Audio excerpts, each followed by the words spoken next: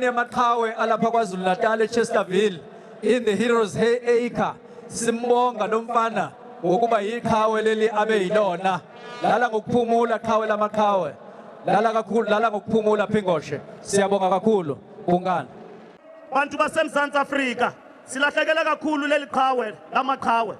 We've got every reason to be angry about Senzo, but labo bathatha impilo kaSenzo, justice is grinding and we will find them as we will find them every day. We will never rest up until we find all of them. Siyabulela bantu baseMzansi Afrika, masingasebenzisani nezigebengu, masithathe izigebengu sizibeke endaweni yazo, masiyenze uMzansi Afrika ibe lilizwe liphucukileyo without crime. We will work tirelessly to ensure ukuthi ezemidlalo zisebenziselwa ukuphelisa ubudlobongela phakathi kwabantu bethu. And there you have it, Mzansi, the former premier of KZN, okay, as well as Fikile Mbalula. Both gave amazing speeches, you know, inspirational speeches, gave hope at Senzo Meyiwa'S funeral. Just in case you don't know, Senzo Meyiwa passed away, or his life was cut short by alleged intruders, or should I say, as the court calls it, a robbery gone wrong. And then jiggy midway through, they started to call it a hit. And the mastermind behind that hit, surprise, surprise, ladies and gentlemen, is very much known to the court, very much known to the prosecutor, very much known to the lead investigator, but is not accused number 0 inside the dock. That mastermind has been named by the lead investigator as Brigadier Bongani Nicholas Gininda, and that he went out to request a J50 warrant of arrest for Kelly Khumalo, and he met the prosecutorially led investigation, and they refused to proceed on with it. The Premier of the province, Senzo Mchunu, the Meyiwa family, my cabinet colleagues, Mbalula, Gigaba, Fikile, the President of SAFA, Danny Jordan, Ivan Khoza, the Chair of Orlando Pirates, fellow South Africans, and fellow mourners. We are convened today to perform the duty which we all dread, yet we all go through it. We are obliged by decency of our humanity to perform this duty that people should fulfill for their illustrious deeds. It is a confirmation of a citizen of a republic whose life has consolidated the very existence of our republic through for his own fellow citizens. We are driven to this line of action by our recognition that Senzo Meyiwa'S obligation to his country during his life were more than a dedication of his own life. We are convinced to bid farewell to a hero who left us at the cusp of a deserved qualification for the African Cup of Nations Championship. He is a hero who contributed to the long indignity of our nation, qualifying only by his strength of boasting rather than by the strengths in the field of play. I bring this up today, just days after Ubabu Absalom Zungu has come forward to say, I never wrote a statement. Apparently my statement is the one that led to the arrest of the 5 accused. Surprise, surprise, I don't know anything. So who wrote the statement that is in court today? We have these high-ranking politicians, okay? Senzo Mchunu and Fikile Mbalula, who are still in very much influential positions. They made some proclamations at Senzo Meyiwa'S funeral. I don't know if that was a photo op or if it was for votes or if it was to really stand in solidarity with the family. But what I do know is we haven't heard them meet their promises. We haven't heard them inquire. We haven't heard them do much for the Senzo Meyiwa family as they promised. It was all nice and sweet then. Senzo Meyiwa died on the 26th of October, 2014. That is going to be a good 10 years ago. As of this October, it will be 11 years. Just as the nations of the world were beginning to recognize our strength to come back from the doldrums of our favorite sport, soccer, as a nation, one who contributed to this resurgence has been sadly disposed of from us by the carelessness of a firearm. A flower that was blooming has now been withered away by the greed of a senseless gunman.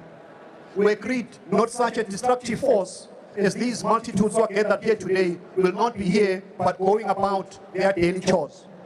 So even before I say our eulogy, let me join all South Africans who curse this voracious animal called greed. An honorable distinction awaited Senzo Meyiwa, because were it not for the pressing matters of state, our president would have been here in person to say a eulogy for so gallant a son and a hero from Umlazi. While both South Africans, the president and Senzo Meyiwa, operated in different spheres, one as a leader of our nation and the other as a leader of the nation's team, on both their shared shoulders rested a heavy load. The trial, though, has been in court since 2020, when the accused were finally charged at the Boksburg Magistrate Court. And there, ladies and gentlemen, is where the legal drama started. Well, it started before. It started on the 31st of May 2020, when accused number 1, Mzansi Unfiltered, was arrested. Accused number 2, Unanswered, was arrested as well. Allegedly, both 1 and 2 decided, now that I'm with Gininda, they had this overwhelming spirit of wanting to confess to the unaliving of Senzo Meyiwa, which, by the way, is not the crime that they were arrested for. Isn't that quite funny with this lead investigating strategy? Arrest them for something else, but later in October, tell them it's for the Senzo Meyiwa trial. It's alleged that Bongani Ndanzi to this day still has not yet been charged for the Senzo Meyiwa trial or the other trial that he was allegedly arrested for. It immediately dawned on us that Senzo was just not an Orlando Pirates and a Bafana captain, but also recognized beyond the borders of the African continent. Today, South Africa, there is no rivalry of a derby. All soccer lovers, supporters of all teams, at the top and the bottom, in different divisions, are rooting for one man as if they are all from one team. All codes of sport are converged in mourning the sad loss as if they come from one sporting code. All South Africans in their diversities from all walks of life have come to relieve the Meyiwa family of the heavy burden of loss as if they all come from the same womb. Today, all South Africans in this majestic stadium are Meyiwa'S. And today, all South Africans are the Mulawutsis. And today, all South Africans are the Mwelases. Collectively and equally, these three families deserve our eternal gratitude as South Africans for having borrowed us their children. Why did I go back into the archives to look at Senzo Meyiwa'S funeral? Because that's where all the empty promises were made. That's where the lack of fulfillment, lack of accountability was made. In the next speech, you will hear Jeff Radebe from the office of the president singing away, and chanting. It's quite enchanting. Sadly, the trial is still ongoing. We're still in the state's case. We just barely made it with an inspection in loco. The AVL records are nowhere to be found. In fact, only affidavits came to tell us that there are no AVLs, okay? Forget about the AVLs, stop asking about them. That is the prosecutorially led AVL research that they did. And then you ask yourself, and you will hear in these speeches, Senzo Meyiwa was a national hero, a global hero, globally recognized. He did what others haven't done in their lifetime. He was an amazing goalkeeper. Please go ahead and type justice for Senzo Meyiwa in the comment section down below. A hero is human like Senzo, who is born with bravery. His bravery was not in a theater of war, but in a rectangular grassy field in which he manned the timber through which the results of this beautiful game are determined. His role in this war was of the last defender. Correctly, the province of KwaZulu-Natal has decided that his eternal remains shall be interned at Heroes Actor in Chesterville, a well and a fitting tribute for such a gallant man. Deservedly, the city of Durban has accorded him the right to pass through its streets yesterday. Who can say they never witnessed this bravery when Senzo threw himself into the feet of heavy men intending to score against his team? Which of you, my fellow South Africans, can say they never saw the two brilliant shot-stopping saves in cauldrons of the Congo TP Mazembe? Indeed, which one of you can dispute the BBC's assertion that Senzo was among the best keepers in Africa? Who will argue with Spain's captain and keeper Casillas that when they exchanged their shirts after that momentous victory against the world champions, he was doing so as an equal to Senzo? The eyes of the South African nation are moist with sorrow, and the tears glide heavily on the cheeks of all those who loved and respected Senzo's sacrifices. When they broke down, those tears that rolled down their faces of his teammates displayed that sad loss. Even men of steel who can endure more than 90 minutes of running cannot defend themselves from the feeling of this great loss. Their tears were the nation's tears too. In unison, this great nation of ours curses the insatiability of death, that gluttonous intrusion into our lives, which lurks in every home, in every minute, in every hour. While its inevitability is unquestioned, it is always its untimeliness that disturbs our collective comforts. It is a gate of necessary inconvenience through which all men and women born of flesh shall have to pass through.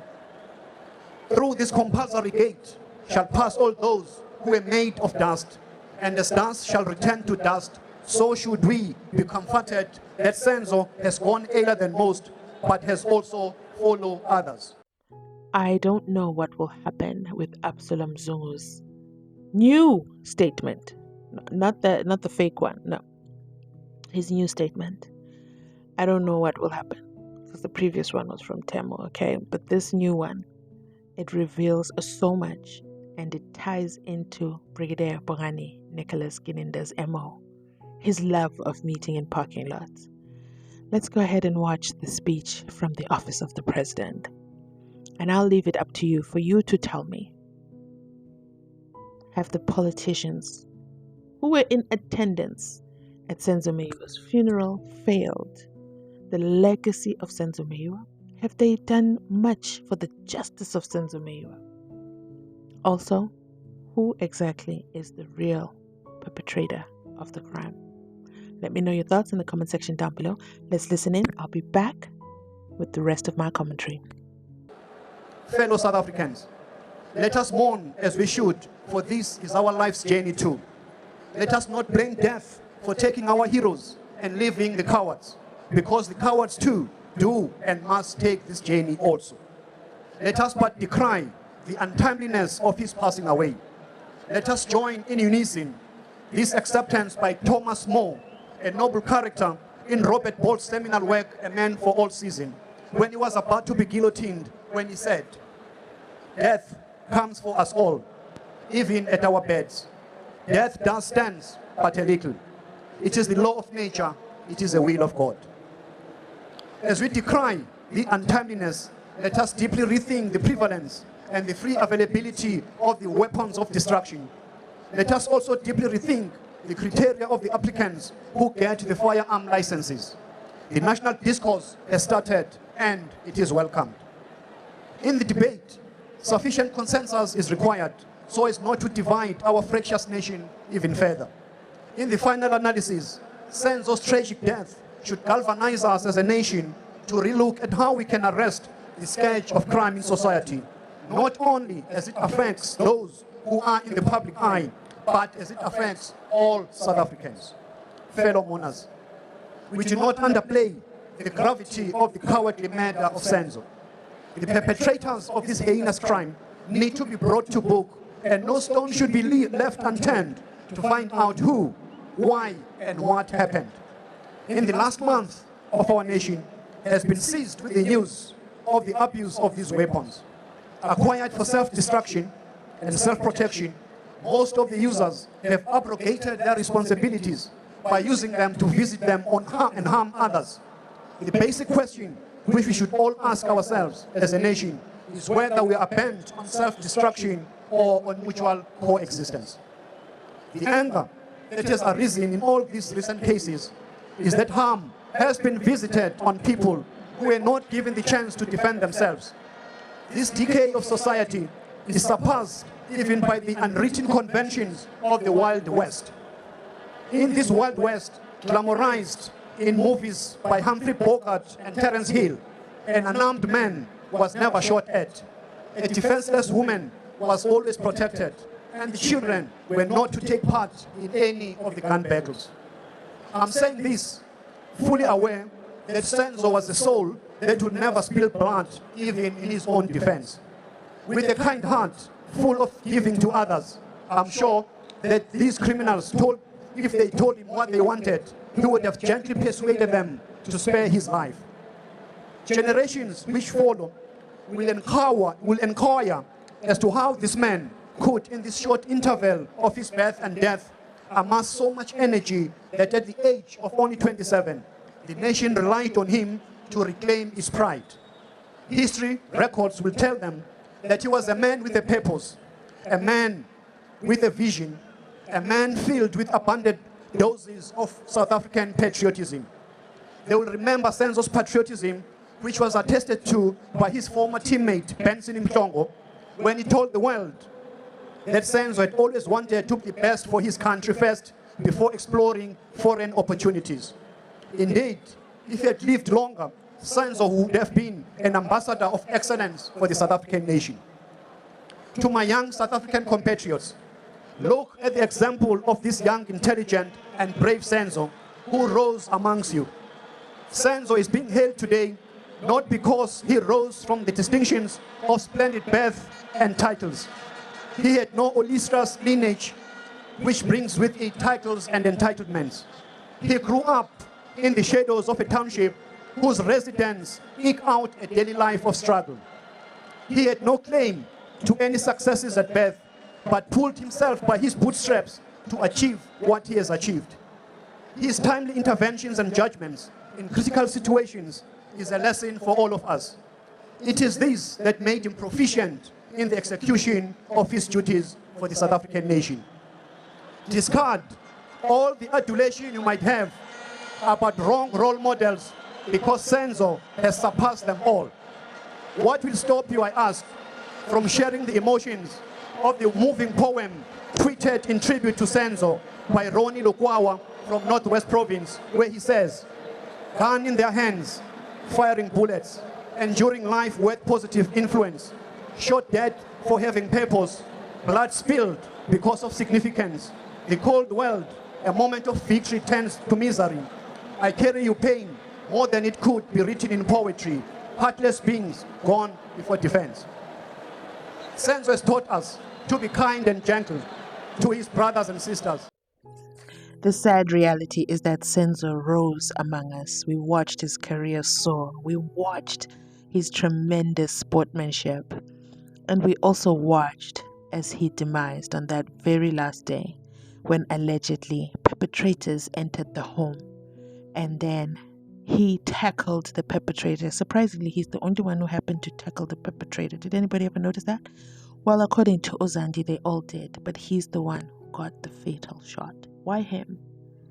Why him? Only the people in the house can come forward and tell the real story of what happened. Why is it that South Africa does not buy the version that is told in the court, does not buy the version that is said by the eyewitness? And with Absalom Mzungu coming forward with his version with regards to his statement that he never wrote. Someone wrote in the comment section that he probably agreed to it at that time, but then they never completed the deal or the money was never exchanged. This was a comment in the comment section. And then now all of a sudden he is changing his mind because he's had a lot of persecution in his community. That could be a possibility because the person is asking, why now? Where have they been all this time? But the question remains, if Absalom Mzungu is saying that is not my statement, then what happens to the people in the house? What happens on their account of events? what happens on the multiple police witnesses. How many times have we lamented that Senzo Meyiwa did not die in a police station? Yet, all the witnesses, if not most, if not 97% of them, are police witnesses. And if they are not a police witness, they are deceased, but their statements have been accepted and handed up to my Lord. I'll give you an example. Makeleni. Makeleni is the neighbor who stood outside. Does any of the people in the house acknowledge this Makeleni guy, this Makeleni character? Who is there to stand up and confirm he's an actual human being and not just another cast member? Because we heard Ubabuzungu say, they said that I must use the name Ukhumalo. When Gininda called me, he said, Ukhumalo Gamashobani. And he said, I am not Ukhumalo, I am Zungu Mwake. Okay? So let me know your thoughts down below. Definitely want to engage with you. This was Senzo Meyiwa'S funeral, the one that the state was so happy to give to him. Was that the final gift of the state to him? When will the state grant justice for his unaliving? Let me know your thoughts in the comment section down below. Let's close it out with this clip. Your parents, as Senzo was, for the returns of his respect shall be in bountiful rewards. Be modest in your achievements like Senzo, because even his own national, international prominence, he never came to look down upon his own township and his people. Yes, like all of his Umlazi people, he continued to train in the dusty field of his school. Senzo, in the spirit of this day, let us not be misdirected in our collective farewell. Lastly, to us, Senzo was a hero. He will always be a hero. He belonged to South Africa. The son of Meyiwa, Zingila owehla ngomzungulu, wasala wabola. Bathi bayakulandela, baphonseka emgedeni. Amanga amahle nomndayi, malala ngokulala, nomune uvuke ukhombe ilala. Rest in peace, Senzo Meyiwa.